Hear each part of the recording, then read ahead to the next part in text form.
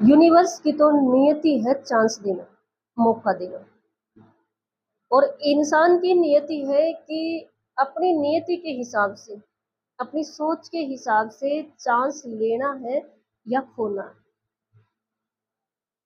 जीजे लोहान चैनल पर मैं आपका स्वागत करती हूँ। मैं आपके सामने आज एक ऐसी स्टोरी लेकर आई हूँ जिसको सुनने के बाद बिल्कुल ये अच्छे से क्लियर हो जाएगा कि यूनिवर्स चांस देती है, यूनिवर्स मौका देती है, लेकिन इंसान अपनी सोच के आधार पर, अपनी मेंटेलिटी के आधार पर, अपने माइंड के आधार पर, बुद्धि के आधार पर उस चांस का फायदा उठाते हैं या उससे चूक जाते हैं। ये पूरी तरह से इंसान पर डिपेंड करता है। एक बार एक मजदूर अपने गधे के साथ मिट्टी ढोने का काम करता था। मिट्टी की खुदाई हो रही थी, वहां से मिट्टी भरता था और शहर, नगर, गांव जहां भी मंगवाई जाती थी वहां अपने गधे पर डालकर लेकर जाता था। बात बहुत पुरानी है, उस टाइम पर गधों पर मिट्टी ढोते थे। तो एक दिन वो मिट्टी भर रहा था, जैसे ही खुदाई मतलब डाल रहा था, उसकी नज़र एक चमकीले पत्थर पर पड़ती है। वो चमकीला पत्थर कोई नॉर्मल नहीं था, वो एक हीरे का टुकड़ा था। लेकिन मजदूर को नॉलेज नहीं थी, उसको नहीं पता था कि ये हीरे का टुकड़ा है। वो तो उसको चमकीला पत्थर सुंदर लगा, सो उसने उठाया और एक धागे में डालकर उसको बांधकर अपने गले में डाल लिया। जैसे ही जहां पर वो मिट्टी डालता था, वहां पर जो देखभाल कर रहा था, जिसके अंडर में मिट्टी डाली जा रही थी, उसको सब साहूकार बोलते थे, सेठ बोलते थे। तो उसने जैसे ही उसके गले में वो पत्थर देखा, उसको बहुत सुंदर लगा। उसको भी नॉलेज नहीं थी कि ये हीरे का टुकड़ा है। उसने कहा, भाई मजदूर, ये टुकड़ा तू कहाँ से लेके आ पत्थर? तो मजदूर ने कहा कि साहब, मिट्टी डाल रहा था, वहीं मिट्टी में मिल गया।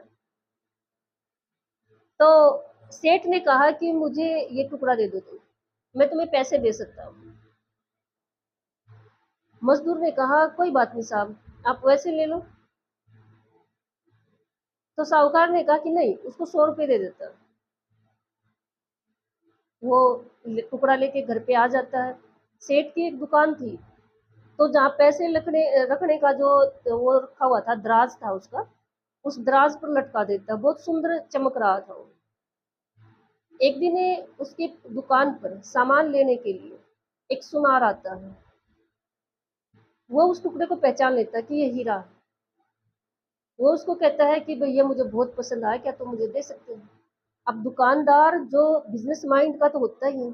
अगर कोई एक चीज उसने 10 रुपए की ली है, तो उसकी बस इच्छा यही रहती है कि इसके 20 रुपए मिल जाए।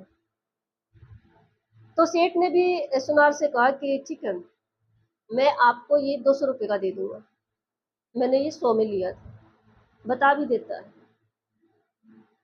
वो सुनार कंजूस था, कंजूस भी था और कुछ ज्यादा ओवर स्मार्ट भी बन रहा था। वो अपने माइंड में सोचता है कि आज नहीं लेता हूँ। वो कहता है कि नहीं, आप है ना, इसको 150 रुपये का दे दो।